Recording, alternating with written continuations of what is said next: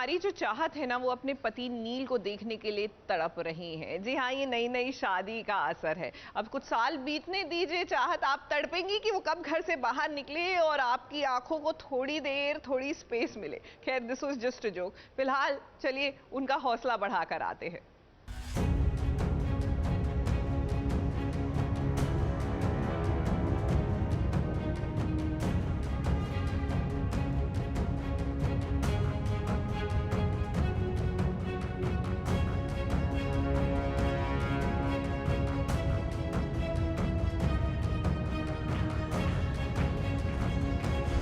चाहत की बस इतनी सी चाह है कि उसका पति उसकी आंखों के सामने आ जाए।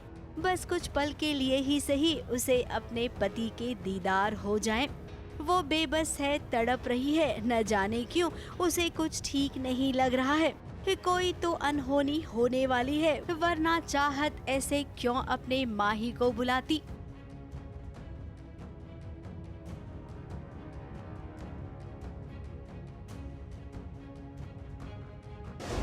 अब सीरियल कुर्बान हुआ का नया प्रोमो तो आपने देखा ही है, जहां पर चाहत और नील के प्यार को लेकर धर्म बीच में आ रहा है।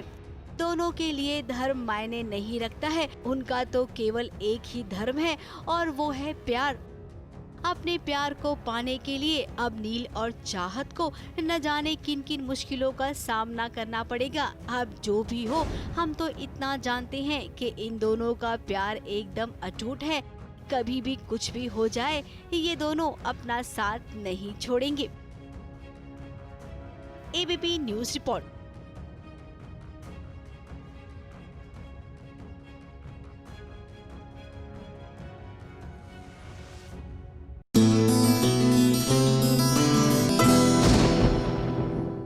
ये है एबीपी न्यूज, आपको रखे आगे।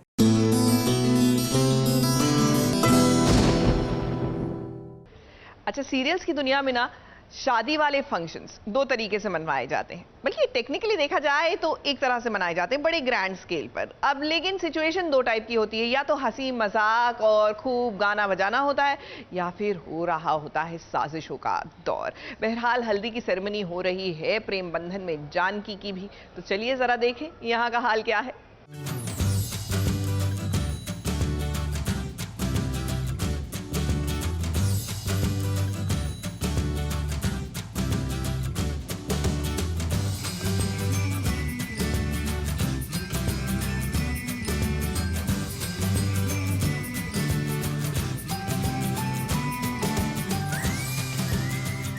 इस शादी ब्याह का मतलब है नाच गाना, और जब हल्दी मेहंदी की रस्में शुरू होती हैं तो दो परिवार वाले मिलकर इसकी खुशी खूब मनाते हैं।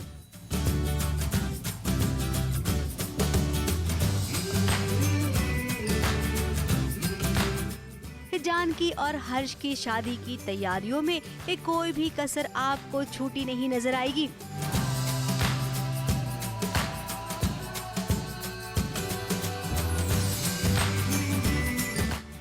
दोनों परिवार तो खुश हैं ही, साथ ही हर्ष को देखिए अपनी ही मेहंदी पर किस कदर बावला हुआ जा रहा है।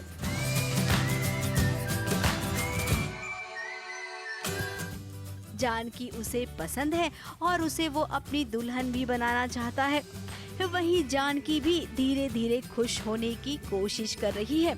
अरे भाई, उसका ब्रेकअप जो अभी हुआ है तो उसे तो थोड़ा वक्त लगेगा ना।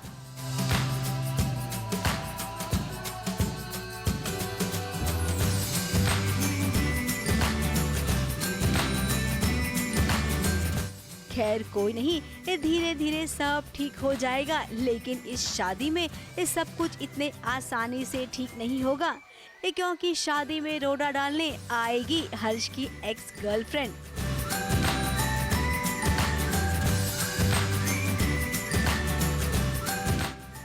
ABP news report.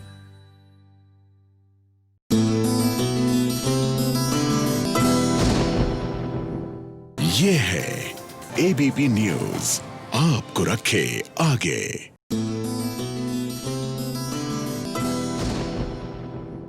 देखिए, आमतौर आमतौर से होता ये है कि बेटियां जो है ना अपने पिता के घर में, अपने माता पिता के घर में अपने आप को सबसे ज़्यादा सुरक्षित महसूस करती हैं, लेकिन बेचारी इमली, जी हाँ, देख लीजिए, ये तो अपने ही पिता के घर में अपमानित हो गई है। ऐसे में इमली जाए तो जाए कहाँ? इधर तो क्या देख रहे हैं? लोगों के आने जाने का रास्ता पीछे से है।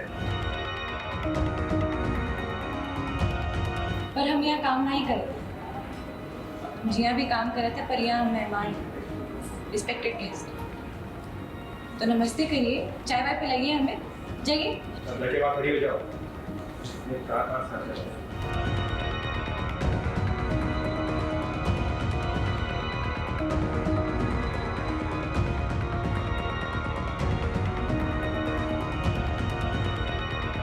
अपने ही पिता के घर इमली का हुआ अपमान। वहां काम करने वाले एक नौकर ने उसे अपमानित किया। तुम कहाँ जा रहे हो? लोगों के आने जाने का रास्ता पीछे से है। आप यहाँ काम कर रहे थे भैया?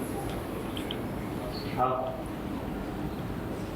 बहुत बढ़िया, पर हम यहाँ काम नहीं करते, हम यहाँ भी काम कर रहे थे, पर यहाँ मेहमान, रिस्पेक्टेड गेस्ट, तो नमस्ते करिए, चाय वाय पिलाइए हमें, जाइए।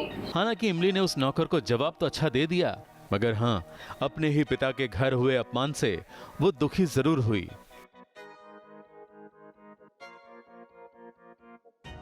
वैसे मालिनी के घर हो रहे इस फंक्शन में आदित्य के परिवार वाले भी शामिल हुए हैं। इमली की तरह वो भी मालिनी के इस घर को, घर के डेकोरेशन को देखते ही रह गए। Good evening. जी नमस्ते। नमस्ते। कैसे थैंक्स, लेकिन पैसे किसी ज़्यादा से कम होंगे, बस चुटकी बजाओ और सब।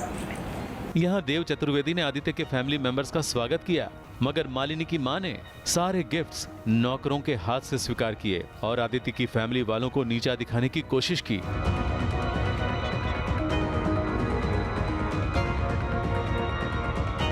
अब ये तो होना ही है ना, क्योंकि मालिनी की मां अनु चतुर्वेदी को आदित्य और उसकी फैमिली बिल्कुल भी पसंद नहीं। ABP news report.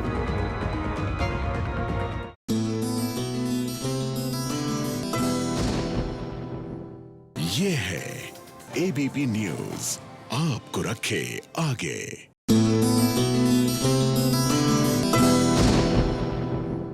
सीरियल गुम है किसी के प्यार में सई जो है ना, इनकी लाइफ में थोड़ा डामाडोल चल रहा है मामला। एक तरफ तो सासू माँ है जो पल के बिछाए अपनी बहुरानी को खूब लाड प्यार कर रही हैं, तो दूसरी तरफ ससुर जी is not so impressed. Not so impressed तो छोड़िए, ससुर जी ने तो बाकायदा जासूसी का इल्जाम लगा दिया बहुरानी पर।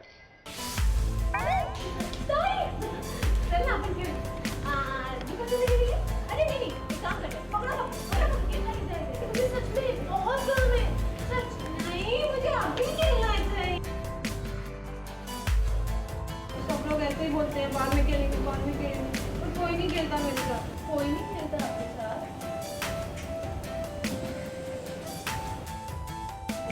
खेलते हैं आप भी, लेकिन थोड़ी देर के लिए, थोड़ी देर। ननद भाभी की ये जोड़ी कि कुछ कमाल दिखाने ही वाली थी कि लीजिए सई के ससुर जी आ गए अपनी बहुरानी को डांट फटकार लगाने के लिए। मुझ पे जासूसी करने का इल्ज़ाम लगाया जा रहा है। हाँ, लगाया तो जा रहा है। एक्चुअली जासूसी कर नहीं रही है सही, वो तो वो वही हो रही है, जैसे बोलती है, जैसे बिहेव करती है, अपनापन है उसको देवयानी से, सिंपैथी भी है, तो वो बस टाइम स्पेंड कर रही है उनके साथ। डेफिनेटली आप जब किसी से मिलते हो तो उनके बारे में जानना चाहते हो, तो वो वही कर रही है। जब उनके साथ खेल रहे कूद रही है तो उनके बारे में जानना चाह रही है उनसे। तो वो आधी कॉन्वर्सेशन बाबा सुन रहे हैं, तो वो इसलिए थोड़ा गुस्से में है। उन्होंने पूरी बात नहीं सुनी है, पूरा खेलते हुए नहीं देखा, बस आधा टुकड़ा सुना है।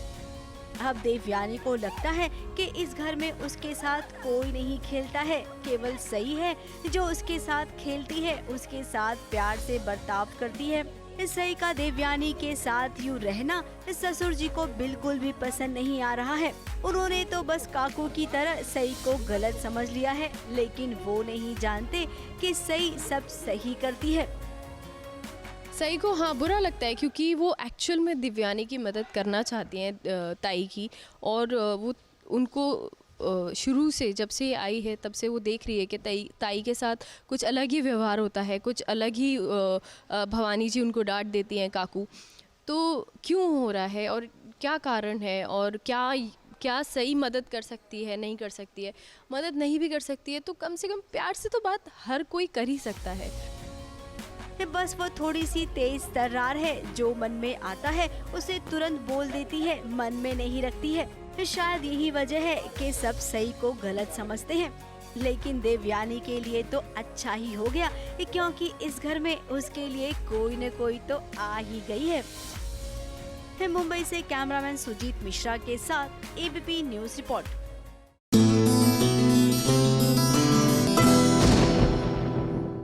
ये है एबीपी न्यूज, आपको रखे आगे।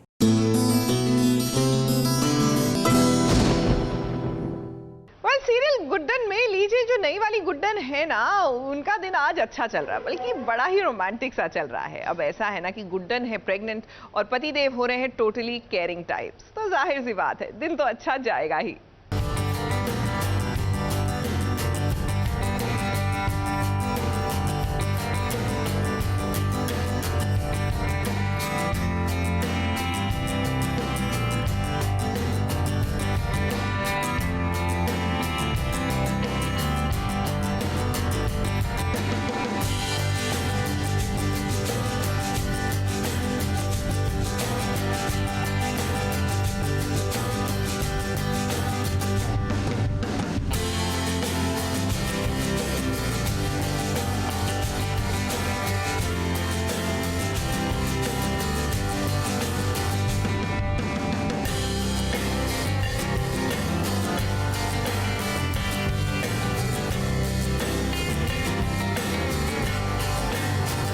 पति केवल इतना चाहता है कि उसकी पत्नी खुश रहे और माँ बनने की हालत में आराम फरमाए। तो भाई गुड्डन, इसमें आपका पति अगस्त्य गलत क्या सोच रहा है? पत्नी के लिए तो ये बहुत अच्छी बात है कि आपको आराम फरमाने का मौका मिल रहा है।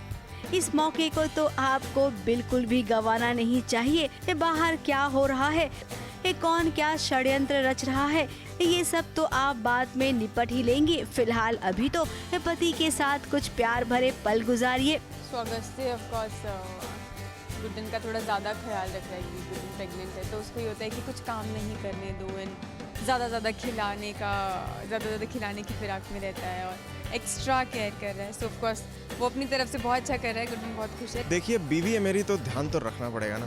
और रोमांस तो अपना चलता रहता है अगस्त्य और गुड्डन का।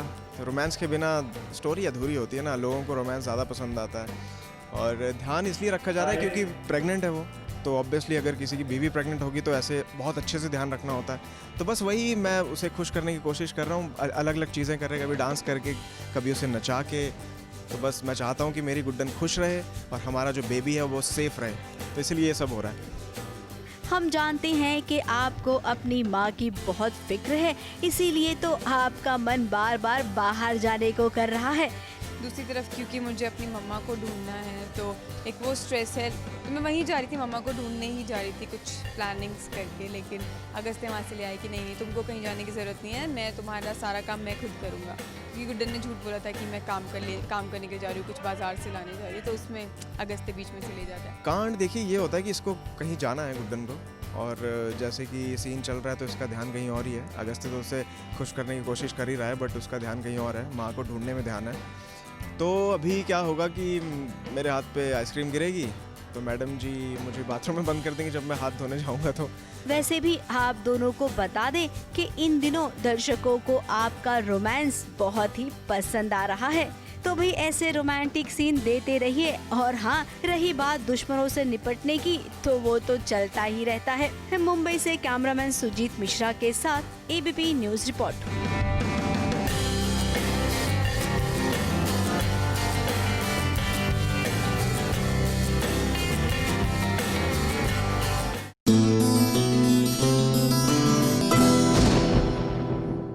ये है एबीपी न्यूज, आपको रखे आगे।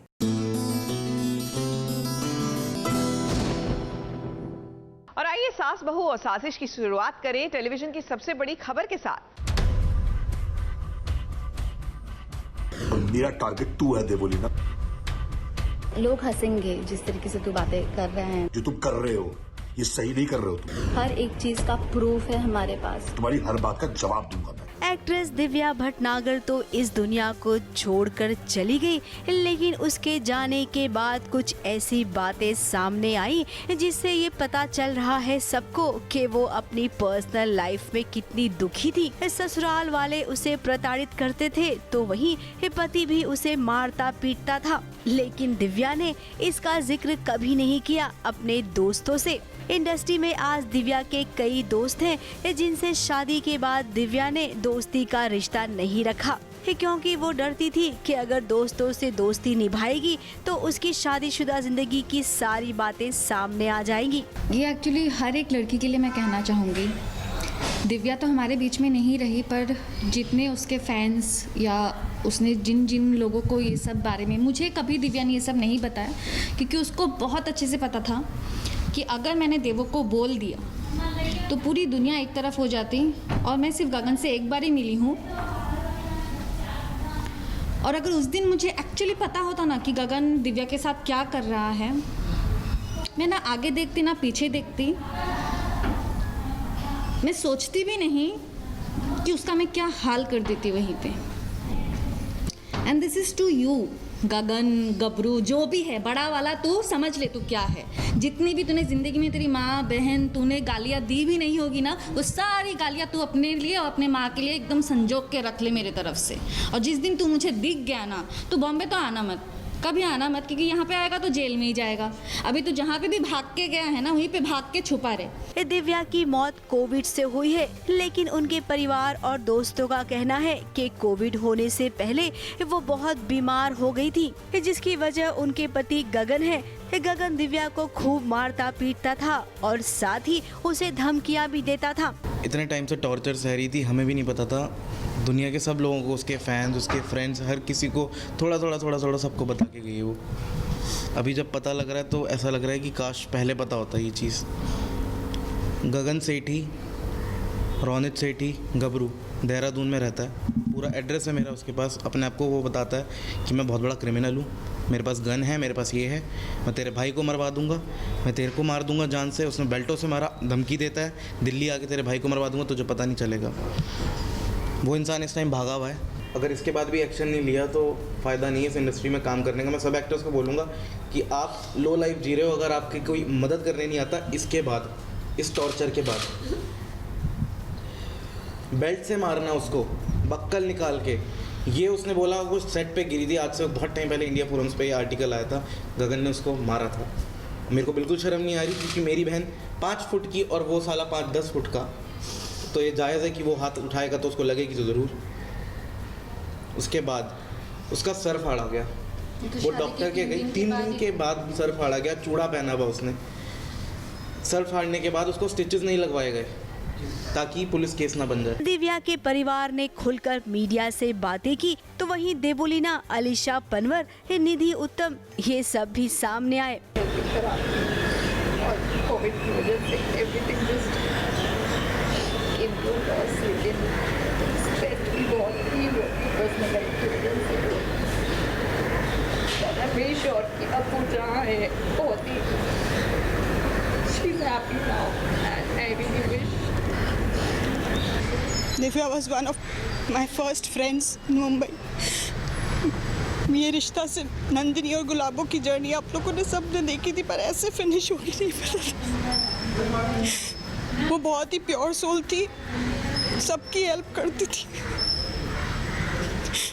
और जब मैं उसके घर गई हूँ, उसको देखा है, कोई ना कोई नए पर्सन की हेल्प करती थी, वो शेल्टर देती थी। और ऐसी बंदी के साथ इतना बड़ा हादसा नहीं होना चाहिए था। She deserve to live more अब ये सब मिलकर दिव्या को इंसाफ दिलाना चाहते हैं। फिर वहीं दूसरी ओर दिव्या के पति गगन का जरा ये वीडियो देखिए, जहां पर आपको कहीं से भी उसके चेहरे पे एक शिकन तक नजर नहीं आएगी। जिसकी पत्नी अभी अभी इस दुनिया से गई हो, उसे अफसोस नहीं है, बल्कि उसे तो जवाब देना है जो उस पर आरोप लग रहे हैं। नहीं कर रहे हो तुम लोग ये। तू मुझे मेरे पास्ट के बारे में बात बता रही है। तू होती कौन है मुझे बताने वाली पास्ट के बारे में? दिव्या को मैंने एक्सेप्ट किया उसका पास्ट जानने के बाद, उसने मुझे एक्सेप्ट किया मेरा पास्ट जानने के बाद। Who are you to come in between us? Devoleena, तेरे को आंसरेबल नहीं हूं मैं किसी चीज के लिए। तेरा दिया नहीं खाता मैं, समझी तू? जो बेकार की बात है तू ये वीडियो में बोलती फिर रही है, नकली आंसू बातें फिर रही है। पुलिस वालों ने दिव्या के परिवार का साथ नहीं दिया। उनका कहना है कि दिव्या की डेथ कोविड से हुई है। अब परिवार वाले मानते हैं कि दिव्या की डेथ कोविड से हुई है, लेकिन उसे इस सिचुएशन तक पहुंचाने वाला कौन है, इसका जवाब दें। फिलहाल उन्हें पुलिस की ओर से कोई भी मदद नहीं मिल रही है। अब तो भाई हम यही कहेंगे कि कोर्ट के पास जाना चाहिए देवोलीना और दिव्या के परिवार को, तभी गगन जैसे आदमी का कुछ हो पाएगा। मेरा टारगेट तू है देवोलीना। ABP news report. लोग हंसेंगे जिस तरीके से तू बातें कर रहे हैं। जो तुम कर रहे हो ये सही नहीं कर रहे हो तुम। हर एक चीज का प्रूफ है हमारे पास। तुम्हारी हर बात का जवाब दूंगा।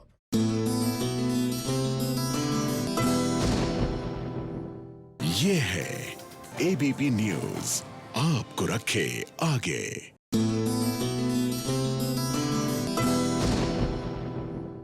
भाई सीरियल ये रिश्ता क्या कहलाता है में हमारी नायरा जो है अभी भी अपने बच्चे को छुप छुप कर देख रही है। जी हाँ, माँ का दिल बच्चे के पास जाने के लिए तड़प रहा है, लेकिन ये तो सिर्फ कहानी का एक प्लॉट है, क्योंकि दूसरे प्लॉट में एक लव ट्रायंगल की शुरुआत होने जा रही है।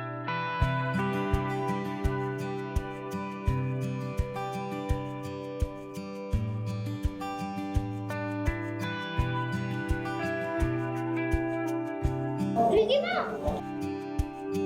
आप तुम कहाँ पे जा रहे थे? मुझे क्यों नहीं लेके गए? आप सो रहे थे ना? पापा मैं खुद में तैयार हो गया था। हाँ?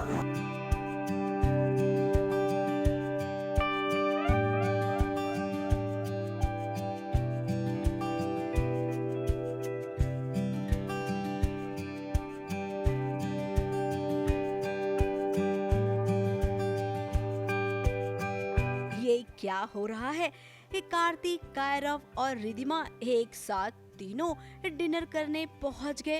अब जरा कार्तिक का चेहरा देखिए और रिदिमा का। कार्तिक तो खुश नजर नहीं आ रहा है, क्योंकि उसके साथ उसकी नायरा जो नहीं है, और वहीं रिदिमा के चेहरे पर आपको हल्की हल्की मुस्कुराहट नजर आ रही होगी।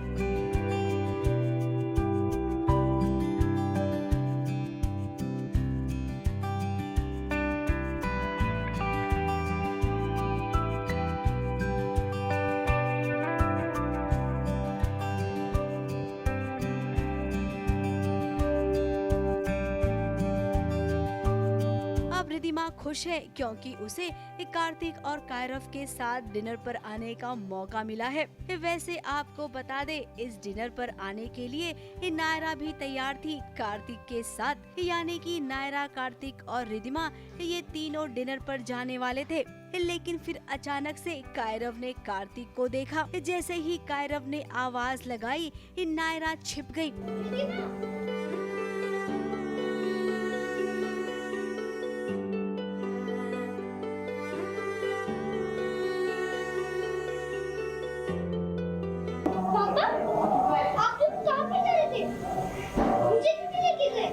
आप सो रहे थे ना, इसलिए आपको जगाया नहीं। पापा मैं खुद में तैयार हो गया था। क्या कहा ना, हम बस 10 मिनट कहीं जाकर आ रहे हैं और कुछ नहीं। नहीं पापा प्लीज, मुझे भी साथ में लेके चलूंगा। और देखिए, कायरव डिनर पर साथ चलने के लिए जिद करने लगा। अब उसकी जिद के सामने कार्तिक कुछ बोल नहीं पाया, और फिर देखिए नायरा घर पर ही रह गई और डिनर के लिए रिदिमा साथ चली गई। पापा चले? चलते। अब ऐसा ही होगा, धीरे धीरे रिदिमा कार्तिक के करीब आएगी और फिर कार्तिक उसके दिल में भी बस जाएगा। और इसकी समझ नायरा को बहुत जल्द आ जाएगी। ABP news report.